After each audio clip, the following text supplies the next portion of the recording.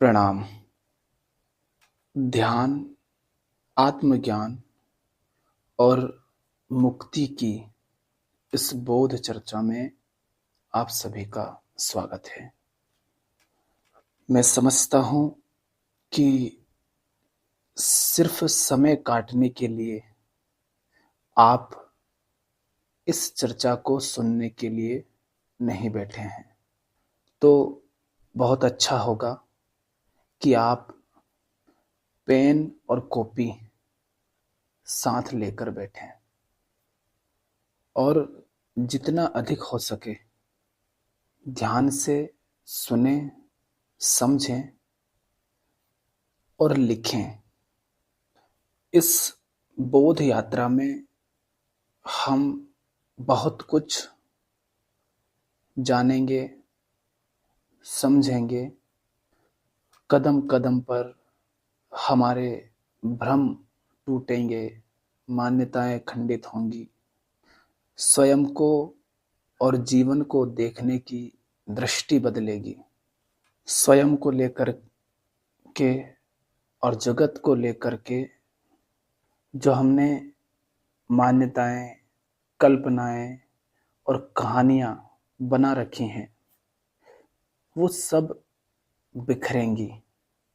किंतु जो कुछ भी होगा वो शुभ ही होगा। दवाई चाहे कितनी ही कड़वी हो, मगर उससे लाभ ही होता है। अगर उससे लाभ ना हो तो फिर वो दवाई कहीं नहीं जा सकती, उसे जहर कहना होगा। सही दवाई को सही समय पर नहीं देना होता है। सही दवाई है मगर समय गलत है तो वो दवाई है ही नहीं, वो जहर हो गई। दवाई दी जा रही है, समय पर दी जा रही है, मगर वो दवाई नहीं दी जा रही जिसकी जरूरत है, तो फिर वो दवाई नहीं, जहर हो गई। तो दवाई शब्द अपने आप में पूरा है, उसके साथ सही समय, सही दवाई, इतना कुछ भी जोड़ने की आवश्यकता नहीं है। दवाई का अर्थ ही है जो बीमारी को खत्म करे और पीड़ा से राहत दे। उसी प्रकार इस बोध यात्रा में चाहे कोई भ्रम टूटे, कोई मान्यता टूटे, कोई विश्वास टूटे, चाहे कितनी ही तोड़फोड़ हो, लेकिन वो जो भी होगा शुभ ही होगा। और सिर्फ तोड़फोड़ ही नहीं होती है। बीज जब टूटता है, जमीन में गड़ता है और टूटता है, तभी तो उसमें से पौधा निकलता है, तभी तो वो अंकुरित हो पाता है। पौधा उग सके, वो वृक्ष हो सके, उसके लिए बीज को तो टूटना पड़ेगा। तो तोड़फोड़ हमेशा विनाशकारी नहीं होती है। बीज की मृत्यु हमेशा विनाश नहीं है। बीज की मृत्यु ही पौधे का जन्म है। विनाश और सृजन दो अलग अलग नहीं है, दोनों एक साथ हैं। तो इस बोध यात्रा की शुरुआत हम करते हैं इसके प्रथम 7 आधारों से।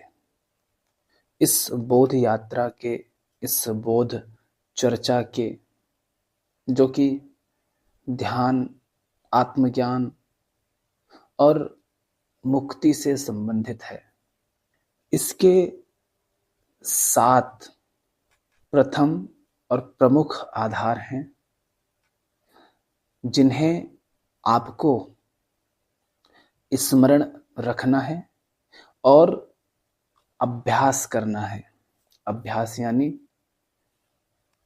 इनका उपयोग करना है, सिर्फ दोहराना नहीं है, इनको जीना है, जीवन में इनको उतारना है। और ऐसा नहीं है कि आपको अलग से इन्हें अपने जीवन में उतारना है। ये पहले ही मौजूद हैं जीवन में, मगर जैसे आग को धुआं ढक लेता है,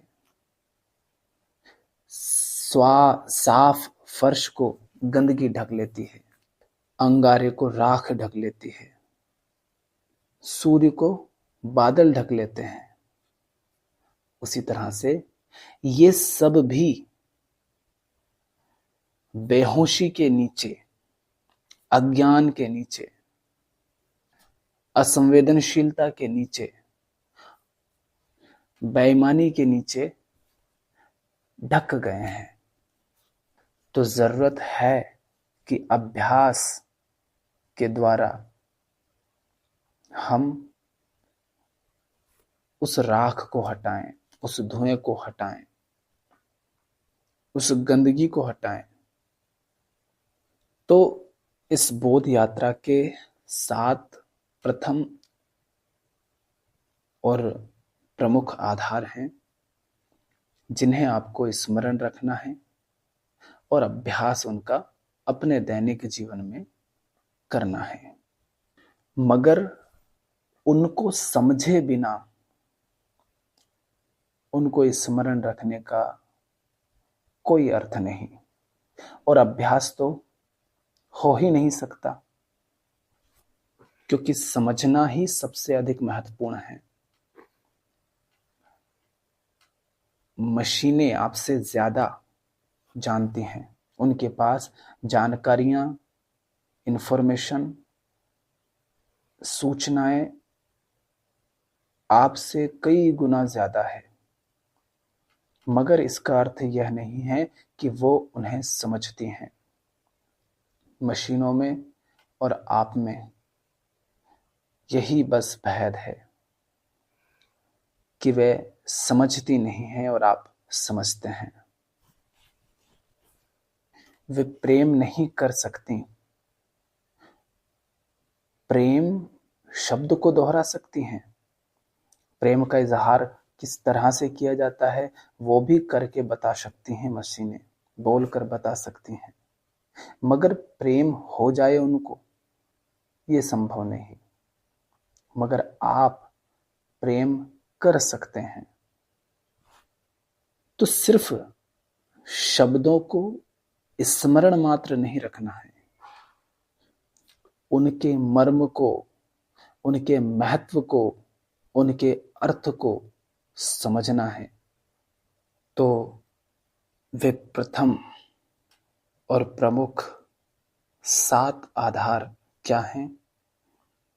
पहला है ईमानदारी, दूसरा नियत, तीसरा चुनाव, चौथा श्रद्धा, पांचवा धैर्य, छठा अवलोकन, सातवां सजगता और संवेदनशीलता। ये शब्द आपने अपने दैनिक जीवन में, पुस्तकों में, लोगों के मुंह से बहुत पढ़े होंगे, सुने होंगे, दोहराए होंगे। ये वही शब्द हैं, मगर ये आपके किसी काम के नहीं हैं। अगर आपके लिए ये सिर्फ शब्द हैं, शब्दों को दोहराना बस वैसा ही है जैसे कि आप बहुत प्यासे हैं, मगर आपने ना कभी पानी देखा, ना उसे स्पर्श किया, ना कभी पिया, पर जरूरत आपको पानी की है। और कोई कहे कि पानी से आपकी प्यास बुझ जाएगी और आप पानी पानी बस दोहराने लगे, इससे प्यास बुझेगी नहीं, मगर दोहराने के कारण गला और सूख जाएगा, तो पीड़ा और बढ़ जाएगी। तो इसीलिए सबसे पहले तो हम इन प्रमुख 7 आधारों को अच्छे से समझने का प्रयास करेंगे। इनको समझना अपने आप में ये एक पूरी बौद्ध चर्चा है। इनको ही अगर आप सचमुच गहराई से समझ लें तो ध्यान, आत्मज्ञान, मुक्ति, प्रेम, आजादी, योग, समाधि सबकी उपलब्धि आपको हो जाएगी अगर आप इन्हीं को बस समझ लें और जीवन में उतर जाने दें तो। और मैं आपसे ये कह रहा हूं, 7 भी नहीं, इनमें से एक भी, 7 नहीं, सिर्फ एक भी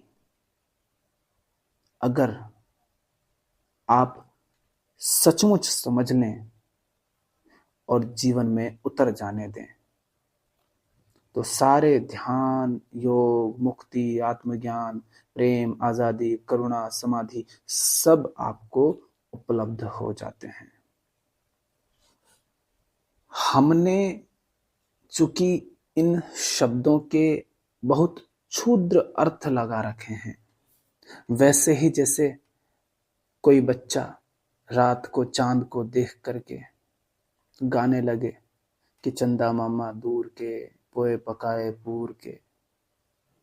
उसे कुछ नहीं पता, चांद क्या, सूर्य क्या, पृथ्वी क्या, सौरमंडल क्या, ब्रह्मांड क्या, कुछ नहीं समझता वो। मगर उसको क्या लगता है कि जो गीत वो गा रहा है, जो कविता, जो शब्द वो दोहरा रहा है और जो छवियां और कल्पना उसके मन में घूम रही हैं, उन शब्दों को दोहराते समय वही तो है चंदा मामा। वैसा ही अर्थ हमने इन शब्दों का लगा लिया है, इसलिए इनका हमारे लिए कोई महत्व रहा नहीं। अन्यथा एक शब्द में इतनी क्षमता है, शब्द में यानी उसका जो मर्म है, जो अर्थ है, उसमें इतनी क्षमता है कि वह आपको मुक्त कर सकता है। तो आज हम प्रथम आधार को समझने का प्रयास करेंगे, उस पर कुछ बातें करेंगे ताकि आपको समझने में सहायता मिले। पहला आधार है ईमानदारी। सुनने में बड़ा सरल सा शब्द है, कई बार दोहराया हुआ शब्द है, मगर समस्या यह है कि हमने उसको अपने जीवन का आधार नहीं बनने दिया। तो उस शब्द की हालत वैसी ही हो गई जैसे कि हमारे घरों में दादाजी के जमाने की किसी गाड़ी या मशीन या किसी वस्तु की हालत हो जाती है, या सरकारी दफ्तरों में फाइलों की हालत हो जाती है। ईमानदारी बहुत प्यारा शब्द है, बहुत शक्तिशाली शब्द है ईमानदारी, बहुत ताकत है उसमें। इतनी ताकत है ईमानदारी में कि बड़े से बड़ा सूरमा भी उसके सामने आकर के कांपने लगता है। बड़े बड़े सूरमाओं के पसीने छूट जाते हैं, इतनी ताकत होती है ईमानदारी में। ईमानदारी और सत्य समानार्थी हैं। झूठ की हस्ती भी टिकी होती है सच पर। कितना ही बड़ा कोई नेता होगा, अगर वो झूठ भी बोल रहा है तो उसे पहले कहना पड़ेगा कि मैं सच कह रहा हूं। रावण को भी अगर सीता माता को उठाकर ले जाना है तो उसे उसका रूप ग्रहण करके आना पड़ेगा जिस पर भरोसा किया जा सके। और भरोसा किस पर करते हैं आप? उस पर जो सच्चा हो। झूठ पर आप भरोसा नहीं करते ना। जो व्यक्ति आप कहते हैं झूठ बोलता है, आप उस पर भरोसा नहीं करते। आप भरोसा करते हैं उस पर जिसके बारे में आपकी कम से कम ये मान्यता होती है कि वो सच बोलता है। तो रावण उस रूप को ग्रहण करके आए जिस पर भरोसा किया जा सके, तो ही सीता माता लक्ष्मण रेखा को पार करके बाहर आएंगी। माने झूठ भी सच का मुखौटा ना लगाए तो झूठ का धंधा ना चले। इतनी ताकत होती है सच में। और हमने कहा सच और ईमानदारी समानार्थी है। माने ईमानदारी में इतनी ताकत होती है। ये जो ध्यान, आत्मज्ञान और मुक्ति की यात्रा है, ये जो प्रेम और आजादी की यात्रा है, ये जो बोध की यात्रा है, ये कोई बाहरी जगत के खिलाफ कोई जंग नहीं है। ये किसी विशाल सेना और शत्रु के खिलाफ लड़ी जा रही जंग नहीं है। ये तलवार, तोपों, मिसाइल और बंदूकों से लड़ी जाने वाली, गोला बारूद से लड़ी जाने वाली लड़ाई नहीं है। इसमें भयंकर युद्ध होता है। इस बोध यात्रा में, इस मुक्ति की यात्रा में, इस आत्मज्ञान की यात्रा में खूब लड़ाई होती है, भयंकर युद्ध होते हैं, खून खच्चर होता है। लेकिन वो लड़ाई बाहर कहीं नहीं होती है। आत्मज्ञान का युद्ध स्वयं के विरुद्ध होता है। आपको किसी और के खिलाफ नहीं लड़ना है, आपको अपने ही खिलाफ लड़ना है। आपको किसी और को नहीं मिटाना है, आपको स्वयं पर ही तलवार चलानी है, स्वयं को ही मिटाना है। और यहां शरीर को मिटाने की बात नहीं की जा रही है, नहीं तो यह भी बाहरी लड़ाई हो जाएगी। तो बोध की यह यात्रा जंग से खाली नहीं है, खून खच्चर से खाली नहीं है। युद्ध इसमें भी है, मगर वो स्वयं के विरुद्ध है। और हमने कहा स्वयं के विरुद्ध लड़ाई एक क्षण भी आप नहीं लड़ सकते बिना ईमानदारी के। स्वयं के विरुद्ध लड़ाई आप पहले ही कदम को उठाने से पहले हार जाएंगे अगर ईमानदारी नहीं है। ईमानदारी का बल अगर आपके पैरों में नहीं है तो आपके पैर आपके ही वजन से ढह जाएंगे। आपकी तलवार आपके ही पैरों पर गिर करके आपके ही पैरों को काट डालेगी। बिना ईमानदारी के आत्मज्ञान की शुरुआत ही नहीं हो सकती। और बेईमानी मेरे खिलाफ आप कर लें, मुझसे आप झूठ बोल दें, इसमें कोई बहुत बड़ी समस्या नहीं हो गई। पड़ोसियों से, घर वालों से, रिश्तेदारों से और पूरी दुनिया से, चोर से, वकील से, राजा से, महाराजा से, इन सब से आप झूठ बोल दो। ये झूठ आपको 1% भी हानि नहीं पहुंचाएगा। आपका दुश्मन जगत के साथ बेईमानी नहीं है, आपका सबसे बड़ा दुश्मन है स्वयं के साथ बेईमानी करना, स्वयं के साथ झूठ बोलना। आपने मुझसे झूठ बोल दिया, मैंने आपसे कुछ पूछा, आपने बहाने बनाकर या किसी भी कारण से मुझसे झूठ बोला, उसमें बहुत बड़ा नुकसान नहीं हुआ। हमारा नुकसान बहुत अधिक तब होता है और केवल तभी होता है जब हम स्वयं से झूठ बोलते हैं। तो वे लोग जो ईमानदारी को सहन नहीं कर सकते, वो जो बेईमान ही बने रहना चाहते हैं, वो भूल जाएं आत्मज्ञान, वो भूल जाएं मुक्ति, वो भूल जाएं ध्यान, वो भूल जाएं सजगता। कुछ नहीं है फिर आपके लिए, ना आजादी ना प्रेम, कुछ नहीं है।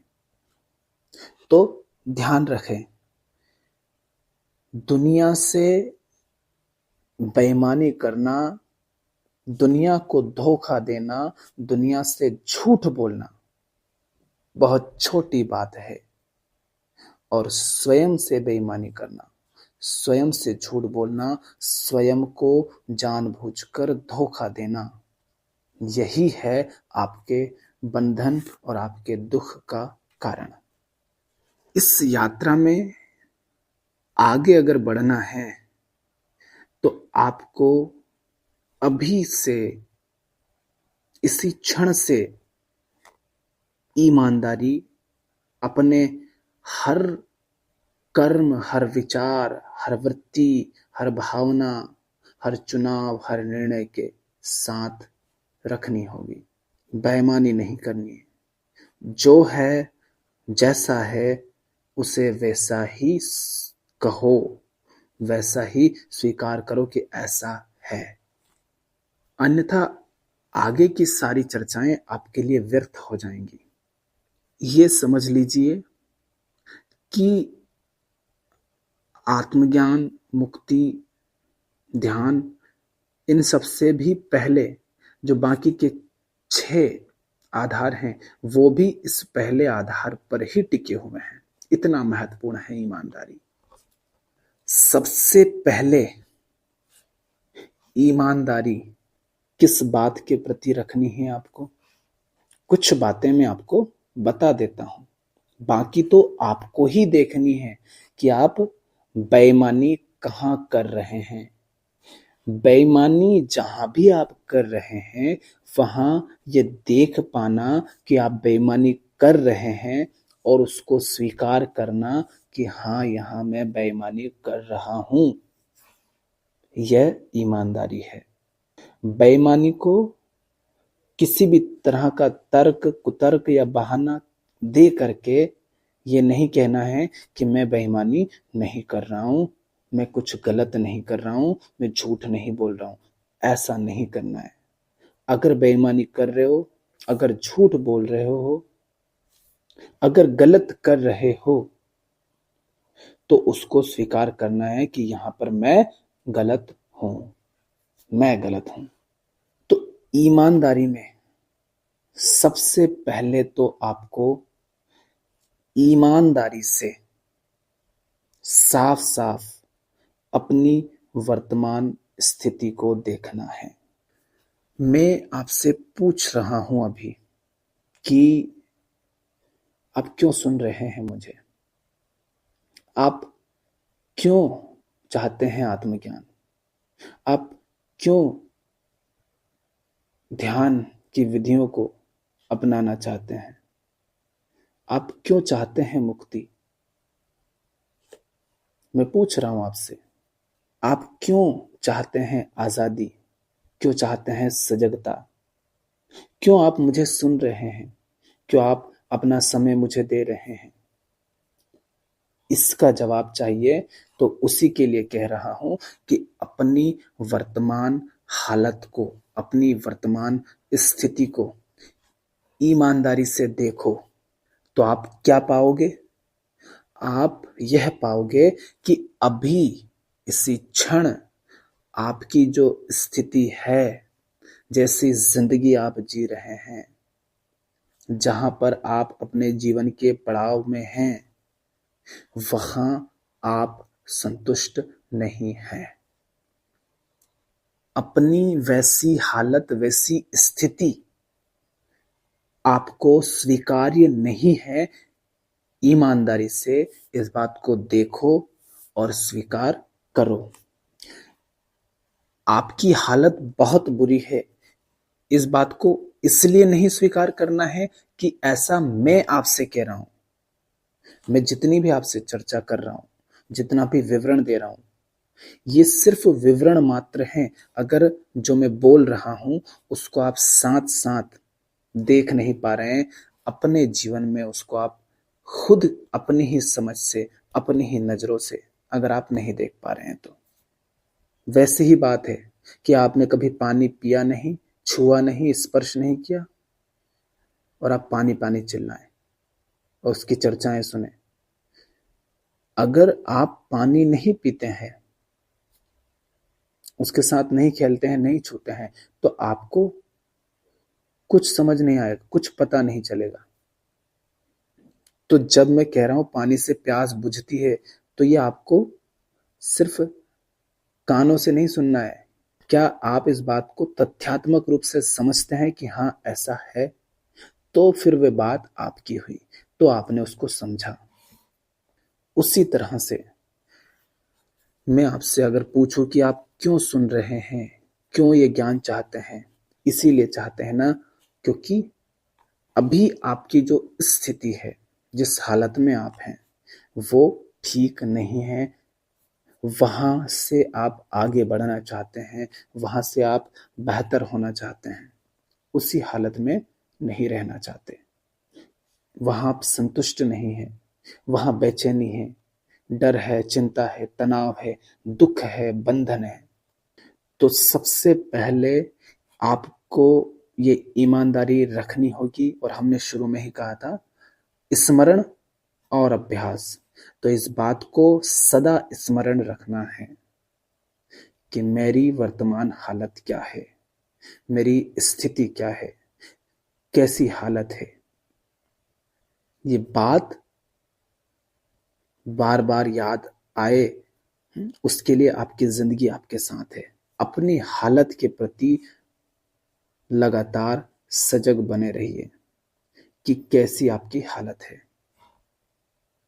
और जैसी भी है वहां से मुझे बेहतर होना है। तो पहली ईमानदारी यहां रखनी है। और हमने क्या कहा? आत्मज्ञान युद्ध है, मगर बाहर के जगत में नहीं, आंतरिक जगत में सबसे पहले है। बाहर भी युद्ध होते हैं, लेकिन बाहर की लड़ाई बाद में लड़ी जाती है, पहली लड़ाई स्वयं के विरुद्ध लड़ी जाती है। तो ईमानदारी शब्द बस ये नहीं है कि अरे कालू ने 100 रुपए चुराए थे और अब वो कह रहा है कि नहीं चुराए, तो ये बेईमानी कर रहा है, झूठ बोल रहा है। या उसने 50 रुपए देने का वादा किया था और अब बेईमान हो गया, अब नहीं दे रहा है। ये बहुत छोटी बेईमानी है। 50 रुपए, 50,000, 50 लाख, 50 करोड़, ये तुच्छी बेईमानी है। ये बेईमानी बहुत बाद की बात है, ये तो सब अपने आप ठीक हो जाती है। हमने कहा असली ईमानदारी हमें स्वयं के प्रति रखनी है। झांकिए अपने जीवन में, और कहां बेईमानी करते हैं आप? क्या आपने कभी अपने जीवन में यह अनुभव किया है कि आप के साथ ऐसी घटना घटी हो जहां पर आप हंसना नहीं चाहते थे, मगर किसी भी कारण से आप हंसे? सचमुच हंसने वाली कोई बात नहीं थी, हंसने का कोई कारण नहीं था, मगर आपको हंसना पड़ा। चाहे बॉस मुस्कुराए हो, मगर बॉस इस लायक ना हो कि हंसे उसकी तरफ, पर हंसना पड़ा। शायद दोस्तों के बीच ऐसी ही व्यर्थ की बातें हो रही हो जिसमें हंसने लायक कुछ नहीं था, मगर असहज होने के कारण आप हंसे। ऐसा हुआ होगा घरों में, रिश्तों में, समाज में, परिवार में, काम के दौरान, कहीं पर भी आपने ये महसूस किया होगा कि जहां हंसने की आवश्यकता नहीं थी, वहां भी आपको मजबूरन हंसना पड़ा। आप नहीं चाहते थे हंसे, फिर भी आप हंसे। क्या है ये? ये बेईमानी है। ये खुद के साथ बेईमानी है। अब आपको ये बेईमानी करना है कि नहीं करना है, ये दूसरी बात है। पहली बात क्या है, अब जब भी इस तरह की बेईमानी करें, अब हंसना तो एक उदाहरण है, किसी भी तरह की जब ऐसी बेईमानी हो रही हो तब तुरंत इस बात के प्रति सजग हो जाएं, ईमानदारी से देखें कि देखिए देखिए अपने भीतर बैठे इस डरपोक को, इस कायर को, कितना कमजोर है, कितना बेईमान है। इसी तरह से जहां हंसी आपको आ रही थी वहां भी आपने हंसी को रोका होगा, ऐसे भी आपने क्षण अनुभव किए होंगे। जहां हंसी आ रही थी वहां आपने हंसी को रोका, क्योंकि अगर हंस दिए होते तो हो सकता था कि कोई चीज आपकी छिन जाती, या कोई कामना थी वो पूरी नहीं होती, या किसी तरह का कोई बवाल खड़ा हो सकता था, कुछ भी हो सकता था। मगर जहां सचमुच हंसने लायक बात थी वहां आपने हंसी को रोका, मतलब आपने खुद के साथ बेईमानी की। तुरंत आपने देखा नहीं कि आप किसी डर, किसी स्वार्थ, किसी कमजोरी के सामने झुक रहे हैं, और ये स्वीकार नहीं कर रहे हैं कि आपने डर के कारण, कमजोरी के कारण ये झूठा चेहरा सामने वाले को दिखाया। आपने जीवन में ऐसा अनुभव किया होगा कि जहां झुकना नहीं है वहां झुक रहे हो। आए हैं कोई दद्दू, कोई फूफा, कोई मौसा,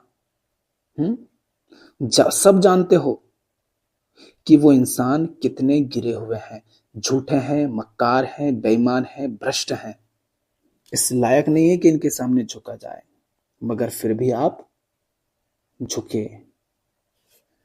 तो यहां पर ईमानदारी रखो कि देखो तुम वहां झुक रहे हो जहां झुकना बिल्कुल नहीं चाहिए, जहां तन तो छोड़ो, मन और ये गर्दन भी नहीं झुकना चाहिए, जहां सीना तान के खड़ा होना चाहिए, क्योंकि सामने जो है वो झूठ है, भ्रष्टाचार है, अज्ञानी है, बेईमान है, उसके सामने सीना चौड़ा करके खड़ा होना चाहिए था। वहां तुम झुक गए, और सिर्फ झुके नहीं, फिर तुमने क्या कहा, तुमने उसका सम्मान लिया कि देखो तुम कितने सदाचारी व्यक्ति हो। ये होती है असली बेईमानी स्वयं के खिलाफ। ये जंग है जो आपको लड़नी है। इस जंग में जो ईमानदारी के साथ खड़ा होता है कि जहां झुकना है वहां झुकेंगे, जहां नहीं झुकना वहां नहीं झुकेंगे, तब हकीकत खुल करके सामने आती है, तब अपने बारे में पता चलता है। देखो तो कितने बेईमानी से हम भरे हुए हैं, पता चल रहा है कि कितने डर से हम भरे हुए हैं, पता चल रहा है कि लालच के सामने कैसे हमारी दुम हिलने लगती है। इस तरह पकड़ना है अपने भीतर की चालबाजियों को। जीवन में कहीं से कोई बात सामने पता चल रही है और वो बात तथ्यात्मक रूप से सही है, मगर उस बात को स्वीकार करने के कारण आपकी कोई मान्यता टूट रही है, आपकी कोई परंपरा टूट रही है, आपका पुराना कोई विश्वास टूट रहा है, आपका कोई भ्रम टूट रहा है, या चाहे रिश्ता टूट रहा है, मगर तथ्य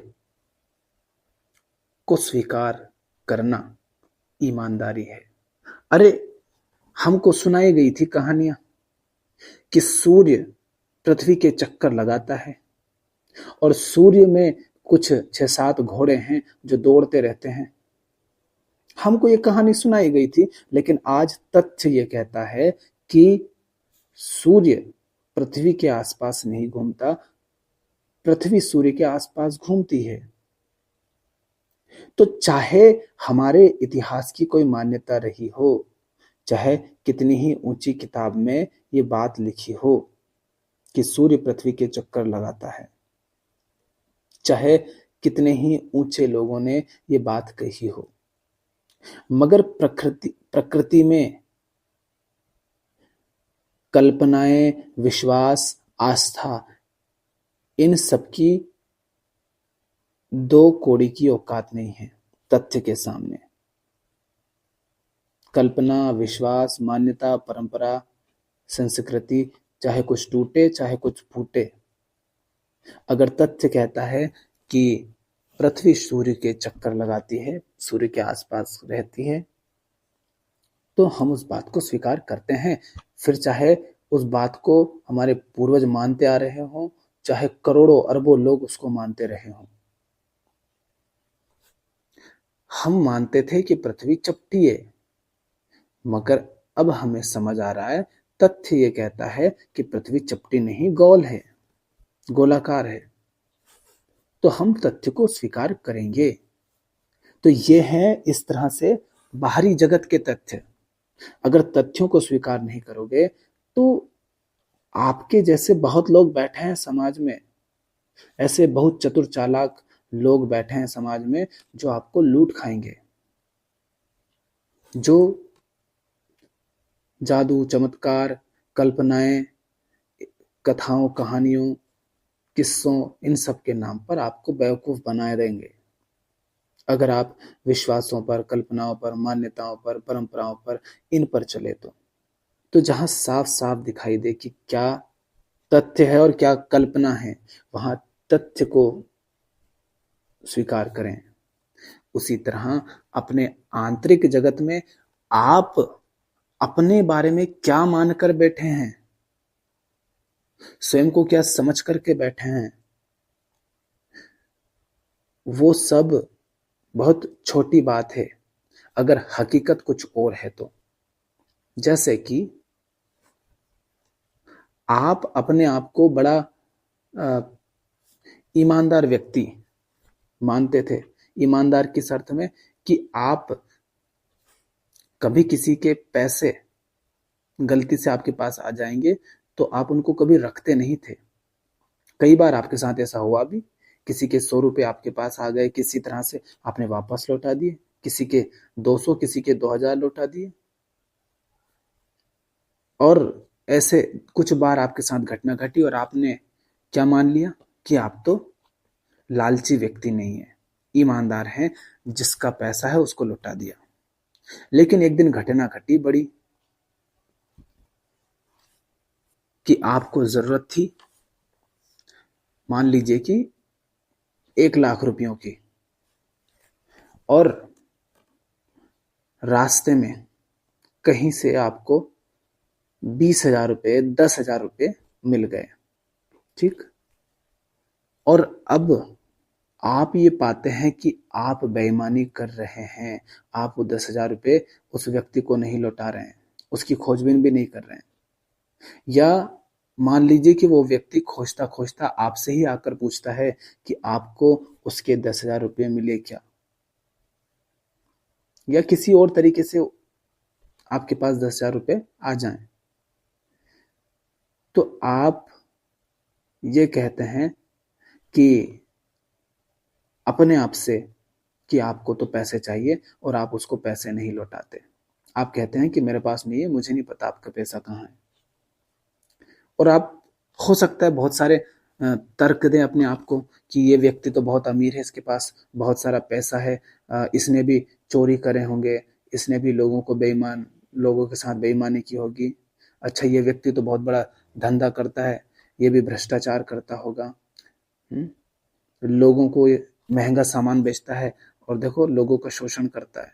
इस तरह से इसने पैसे खूब इकट्ठे करें, इसके 10,000 रुपये अगर मैंने रख भी लिए तो इसमें कौन सी गलत बात हो गई। अनेक तरह के कुतर्क आपके पास आएंगे और आप इस तरह से वो पैसे रख लेते हैं और लौटाते नहीं है। क्या तब आप अपनी इस बेईमानी के प्रति सजग हैं? तथ्य क्या कह रहा है कि आपने झूठ बोला, आपने बेईमानी की, आपने उसका धन उसको नहीं लौटाया जिसका था, आपने लालच किया। तथ्य कहता है कि आप लालची व्यक्ति हैं, लालच के गुलाम हैं। आप संयोगों के गुलाम हैं। संयोग माने जब स्थिति एक तरह की थी तो आप बड़ी ईमानदारी दिखा रहे थे, और जरा सी स्थिति बदली, संयोग घटा कि आपको पैसों की जरूरत लगी और आपको कहीं से 10,000 रुपये मिल गए, तो आपने बेईमानी कर दी। तो माने संयोग से एक संयोग घटा, एक स्थिति घटी तो आप ईमानदारी दिखला देंगे, एक संयोग घटा तो आप बेईमानी दिखला देंगे। अगर आपकी ईमानदारी संयोगों पर आश्रित है, अगर आपकी ईमानदारी स्थितियों पर आश्रित है, तो वो ईमानदारी झूठी है। तो यही, अब ये बात बाहर की नहीं है, बाहर पैसा देना नहीं देना अलग बात है। आप अपने अंदर देखिए कि अंदर आप बेईमानी कर रहे हैं अपने आप के साथ। आप यहां पर बेईमानी कर रहे हैं और फिर भी अपने आप से कह क्या रहे हैं आप कि आपने कुछ गलत नहीं किया, क्योंकि सामने जो व्यक्ति है जिसके 10,000 रुपये मुझे मिले, वो व्यक्ति भ्रष्टाचारी है, और सिर्फ कल्पना कर रहे हैं आप ऐसी। सचमुच में वो व्यक्ति ऐसा है कि नहीं है, ऐसा आप कुछ नहीं जानते। बस आपको दिख रहा है कि उसके पास बहुत पैसा है, महंगी गाड़ी है, तो ये व्यक्ति चोर लुटेरा ही होगा, गलत ही होगा, ऐसा आप मान रहे हैं, खुद को तर्क दे रहे हैं। तो आप क्या कर रहे हैं? आप अपने साथ बेईमानी कर रहे हैं। आप ये नहीं कह रहे हैं कि मैं बेईमानी कर रहा हूं, आप खुद पर प्रकाश नहीं डाल रहे हैं, आप सामने वाले को देख रहे हैं, खुद को नहीं देख रहे हैं कि आप उन 10,000 रुपयों के लिए खुद से झूठ बोल रहे हैं। बेईमानी चोरी कर लेने में चोरी नहीं है, चोरी करके जब तुम अपने आप से कहते हो कि मैंने चोरी नहीं की, मैं चोर नहीं हूं, मैंने जो किया वो गलत नहीं किया, ये असली चोरी है, ये असली बेईमानी है। तो ईमानदारी बहुत महत्वपूर्ण है। ईमानदारी किस बात के प्रति? जो कुछ भी जैसा हो रहा है उसको मैं वैसा ही कहूंगा, वहां पर झूठ नहीं बोलूंगा। हाँ, डर के कारण अगर मैं कहीं झुका तो मैं ये नहीं कहूंगा कि नहीं मैं डरा नहीं, वो तो ऐसी बात थी या वैसी बात थी इसलिए मैं झुक गया। ये कुतर्क नहीं देने, साफ साफ स्वीकार करना है कि हाँ मैं डरा, कमजोरियां हैं मुझ में, कमजोर हूं अभी मैं, मुझे कमजोर रहना है कि नहीं रहना है ये आगे की बात है, मगर अभी मेरी स्थिति यह है कि मैं डर के कारण झुका, मैंने डर दिखलाया, मेरे अंदर डर है। आपको किसी तरह का डर है और वहां उस डर के कारण आपने बेईमानी कर ली, झूठ बोल दिया, नहीं झुकना था वहां झुक गए, जो नहीं बोलना था वो बोल दिया, जो नहीं करना था वो कर दिया, तो खुद को कुतर्क मत दो कि अरे अरे अरे ऐसा ऐसा था इसलिए कर दिया। नहीं, स्वीकार करो। तो डर हावी हो रहा है तो झूठ मत बोलो, लालच हावी हो रहा है तो झूठ मत बोलो। देखो साफ साफ कि आप लालची हैं। कुछ काम करने जा रहे हैं आप, कोई कर्म करने जा रहे हैं, और वहां आप वो सिर्फ इसलिए कर रहे हैं क्योंकि कुछ आपको दाम मिल जाएगा उसका। तो ये मत कहो कि अरे लालच नहीं करेंगे तो घर कैसे चलेगा, बच्चों की पढ़ाई भी तो करानी है, अरे घर भी तो बनाना है, मकान की ईएमआई भरनी है, लोन उठा रखा है वो चुकाना है, इसलिए हमने बेईमानी की, इसलिए हमने लालच किया, इसलिए हमने झूठ बोला। ये सब कुतर्क नहीं करने हैं, सीधा साफ स्वीकार करना है कि मैं बेईमान हूं, मैं लालची हूं।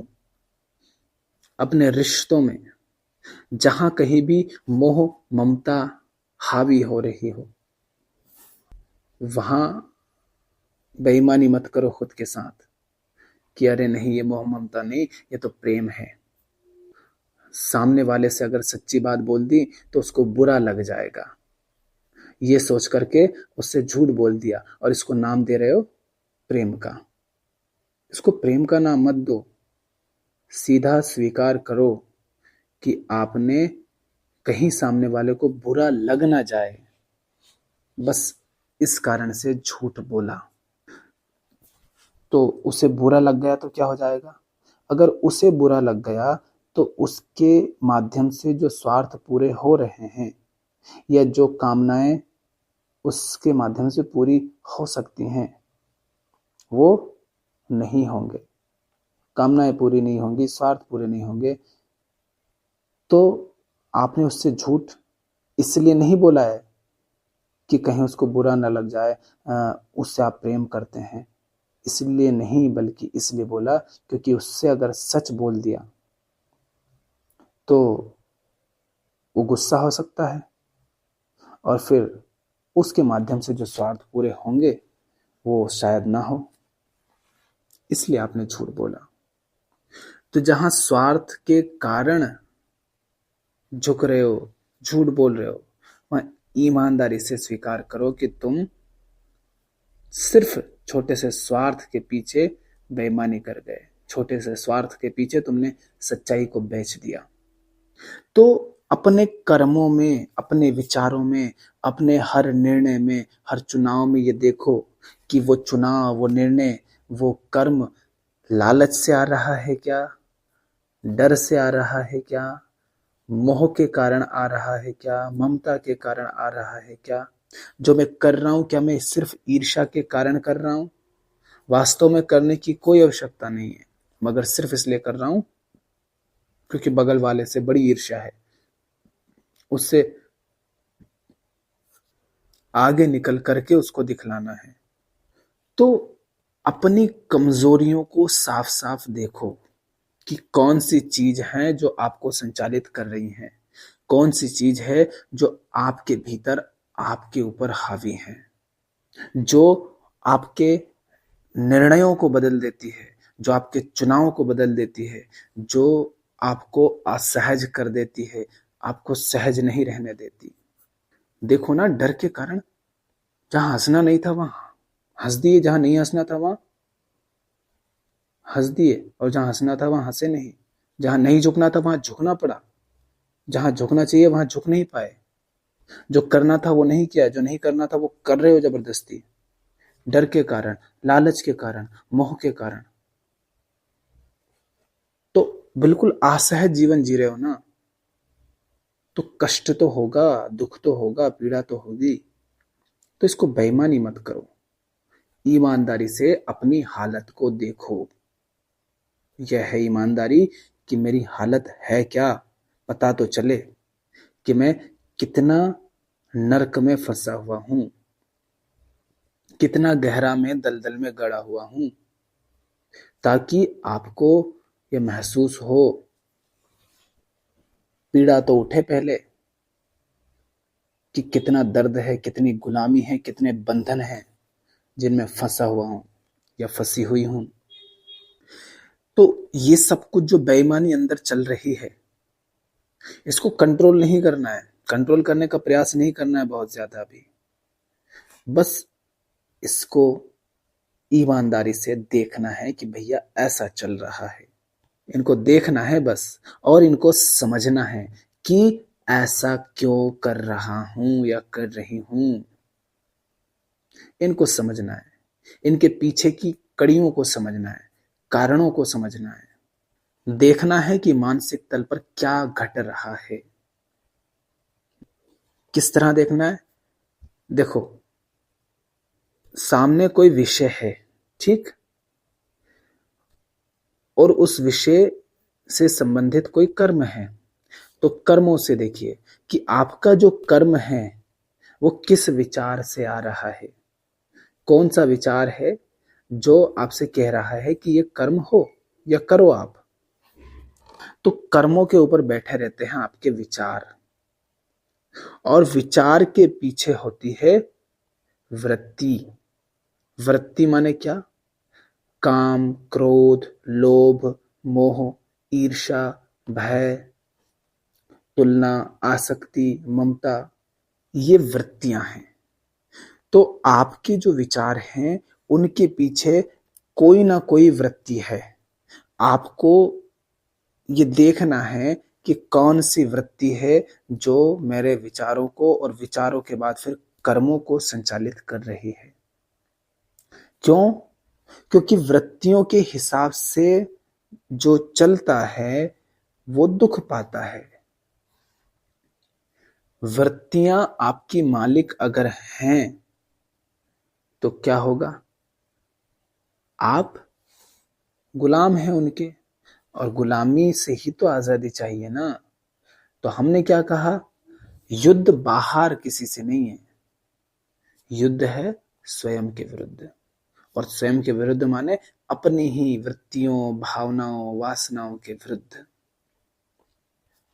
किस तरह से देखना है कर्मों को, विचारों को, वृत्तियों को? उदाहरण के लिए मान लीजिए आप स्त्री हैं चाहे पुरुष हैं, स्त्री या पुरुष की ओर आपका आकर्षण हो रहा है। ठीक, ये क्या है? एक घटना है। आप किसी स्त्री अथवा पुरुष की तरफ बढ़ रहे हैं और विचार के तल पर आप क्या नाम दे रहे हैं उसको? प्रेम का। आप कह रहे हैं कि आपको प्रेम हो गया है। अब आपको ध्यान से देखना है कि क्या सचमुच ये प्रेम है या मात्र कोई वृत्ति है।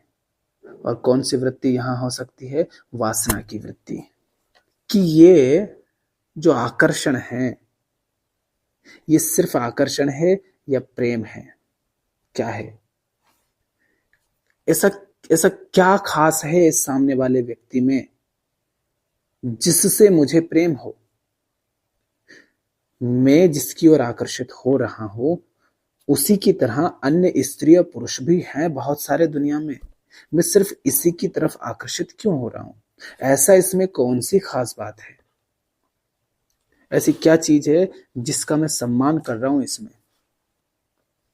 शरीर तो इसके जैसे सुंदर शरीर या इससे भी ज्यादा सुंदर शरीर दुनिया में बहुत हैं।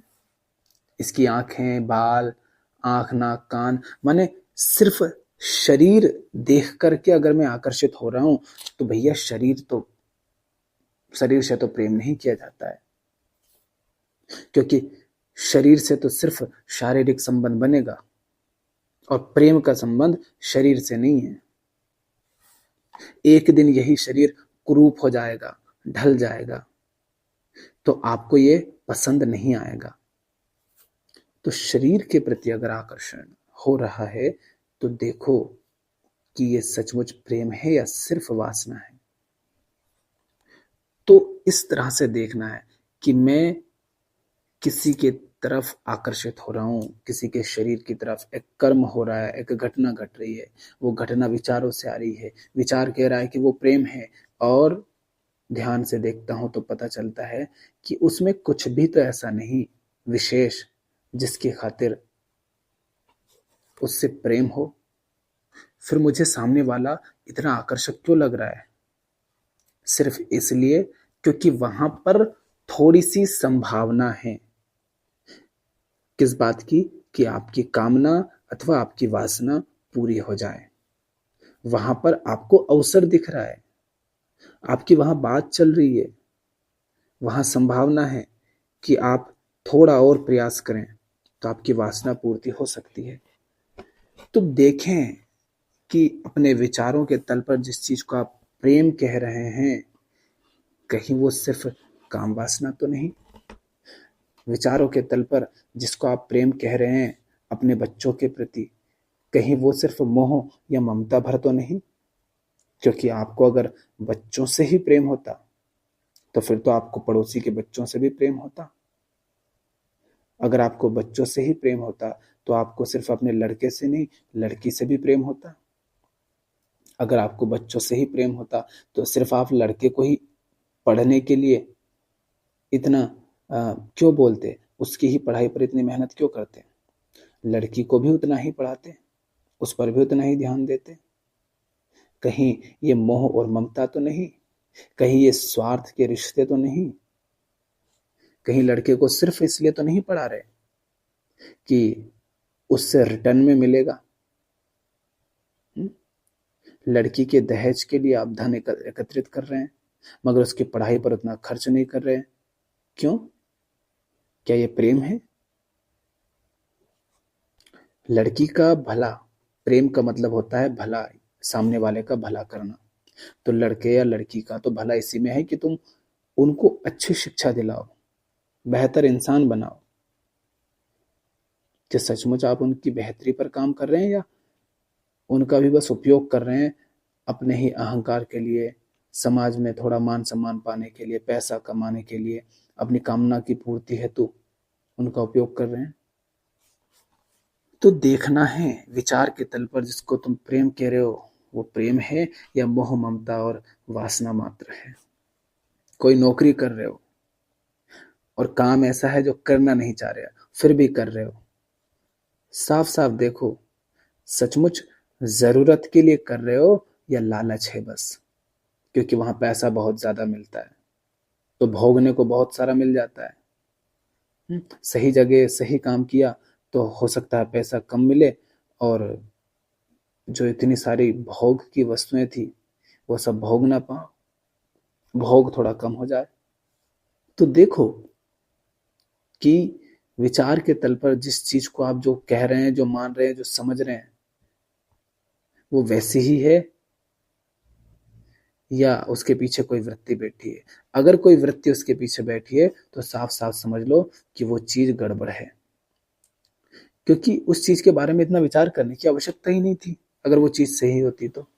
कोई चीज अगर आपके मन में बार बार घूम रही है, बार बार घूम रही है, तो कहीं ना कहीं वो चीज आपके लिए अब समस्या बन गई है। तो उसको देखने की जरूरत है साफ साफ ईमानदारी से। तो कर्मों को देखना है, विचारों को देखना है और फिर उनके पीछे कौन सी वृत्ति है इसको देखना है और ईमानदारी से स्वीकार करना है फिर कि फलानी फलानी वृत्ति है जिनसे मैं संचालित हो रहा हूं, मेरे कर्म फलानी वृत्ति से आ रहे हैं। इसको कहते हैं अभ्यास। ईमानदारी का स्मरण और अभ्यास इस तरह से करना है। कई तरह की हमको आदत लग जाती है, हम रील्स स्क्रॉल कर रहे हैं, जब स्क्रॉल कर रहे हो तुरंत सजग हो जाओ उसके प्रति कि देखो समय की बर्बादी कहां कर रहा हूं। ईमानदारी से देखना, अंदर से हो सकते हैं कुतर्क आए कि नहीं तुम तो काम की चीज देख रहे हो, अरे सीखने के लिए देख रहे हो। फिर साफ साफ पूछना क्या सीखने का सचमुच यही बेहतर तरीका है या इससे बेहतर कुछ और भी हो सकता है, बस यहाँ पर टाइम पास कर रहा हूं। नशे की आदत लग गई होगी, जिम करना हो, व्यायाम करना हो, बहाने बना लेते होंगे, सुबह जल्दी उठना हो फिर बहाने बना लेते होंगे। लेकिन उन सबको किसी न किसी कुतर्क के पीछे हम छुपा देते हैं और स्वयं को सही घोषित कर देते हैं। तो ये जो बेईमानी हम चलते हैं अपने साथ, इनको सीधे सीधे देखना है और स्वीकार करना है कि कहाँ बेईमानी हो रही है। क्योंकि जो आदतें हमें लग गई हैं वो बहुत लंबे अभ्यास से लगी हैं। आदतें यूं ही नहीं लग गई हमें, हमने उनका बहुत लंबा अभ्यास किया है और अब उन आदतों में हमें थोड़ा सुख भी मिलता है और उनके साथ हमें थोड़ी सुविधाएं भी रहती हैं। मगर आपको ये भी देखना है कि किस प्रकार उन आदतों के गुलाम होने के कारण वे आपकी जिंदगी को बर्बाद कर रही हैं। किस प्रकार वे आपके जीवन में आपके दुख, बंधन, कमजोरी, चिंता, तनाव इत्यादि का कारण बनती हैं। किस प्रकार वे आपको अपनी जिंदगी की हकीकत को देखने से रोकती हैं। आपको बस देखना है, समझना है, अपनी जिंदगी को जैसी है वैसी ही देखना है कि कहाँ मेरी जिंदगी जा रही है, कहाँ मेरा समय जा रहा है। यह है ईमानदारी से अपनी वर्तमान हालत को देखना कि मैं अभी हूं कहां पर, मेरी हालत क्या है अंदर से। इसको जैसी है उसको वैसी ही देखना, यह है ईमानदारी। चाहे आपके अंदर अच्छाई हो, बुराई हो, ताकत हो, कमजोरी हो, जो भी हो, वो जैसी भी हैं उन्हें वैसे ही स्वीकार करो कि हाँ ऐसी स्थिति है मेरी। उसमें कोई ग्लानि करने की आवश्यकता नहीं है कोई पाप की भावना मन में लाने की आवश्यकता नहीं है। हर इंसान ऐसा ही है, कोई भी दूध का धुला हुआ नहीं है।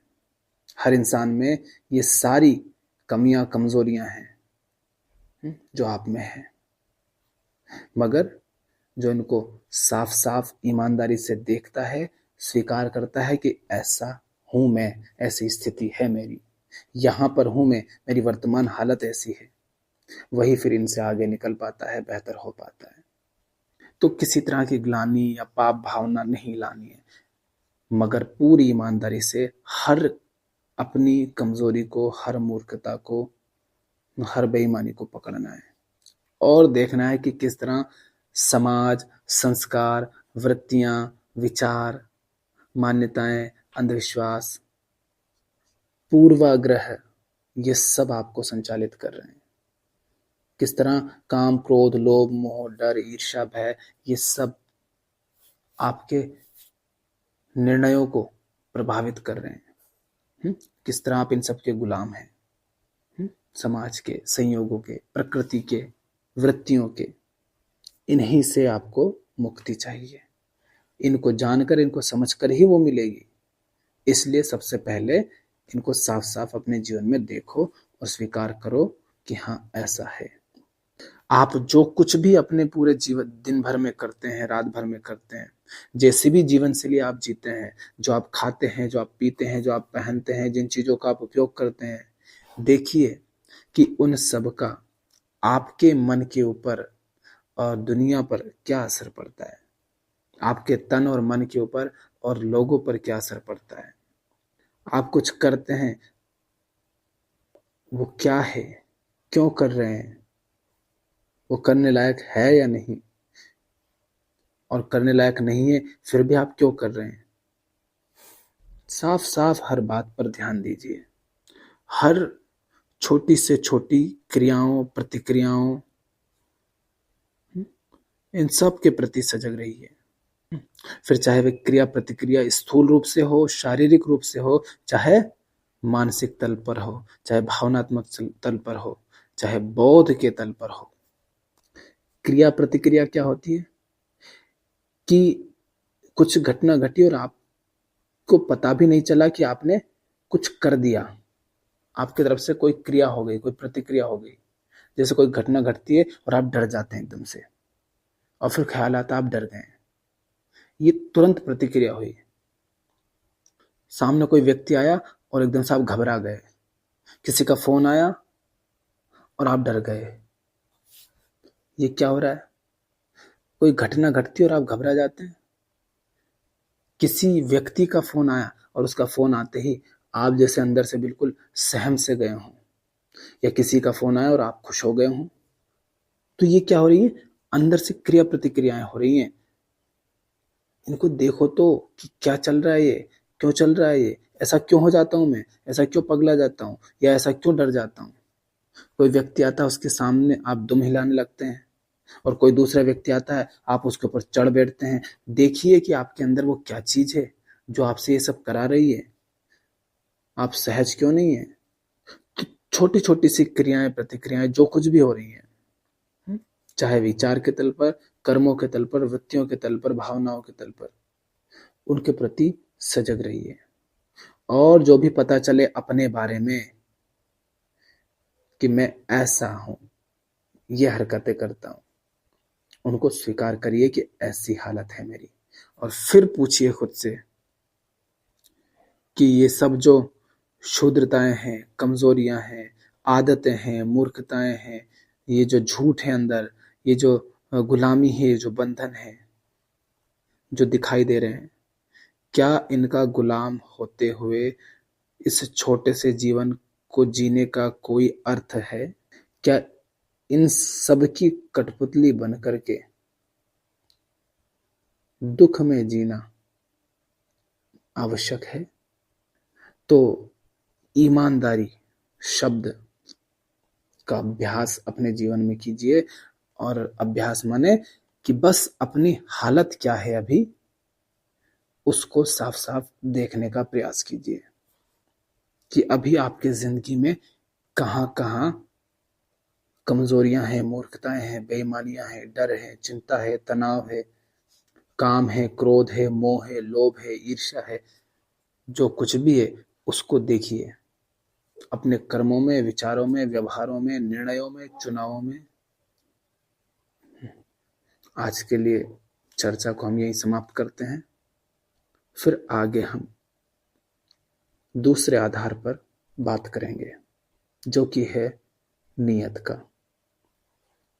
धन्यवाद।